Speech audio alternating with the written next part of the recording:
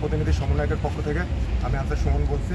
আজকে আমাদের ঘোষণা হচ্ছে এই যে আমরা দেশের সার্বিক দিক বিবেচনা করে বন্যা কবলিত এলাকার দিক বিবেচনা করে আমরা এই সিদ্ধান্ত নিয়েছি যে আমাদের 25 তারিখ আমাদের কর্মবিরতি বহাল থাকবে, কিন্তু যে সকল এলাকা বন্যা কবলিত এলাকা সহ আশেপাশে যে সকল এলাকার আনসাররা আছে তারা ওই বন্যা কবলিত এলাকায় গিয়ে সার্বিকভাবে 24 ঘন্টা তারা ওইখানে মানুষের সাহায্য করবে।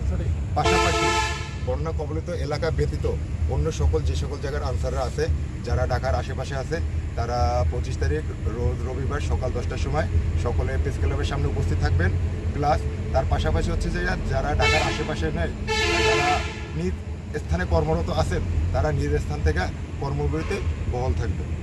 আর আমাদের দাবি যতক্ষণ অবধি পূরণ না হচ্ছে ততক্ষণ অবধি আমরা রাজপথ ত্যাগ করতেছি না। আমাদের দাবি একটাই, জাতীয়করণ। আর আমাদের এই জাতীয়করণের দাবি নিয়েই আমরা এখন পর্যন্ত আসি, থাকবো যতক্ষণ পর্যন্ত যেদিন আমাদের জাতীয়করণ দাবি শেষ হয়ে যাবে, পূরণ হবে, সেদিনকে আমরা আমাদের আন্দোলন, কর্মবিরতি, কর্মসূচি যাই হোক না কেন সকল কিছু বন্ধ করে আমরা নিজ নিজ স্থানে আগের মতো ডিউটি করব।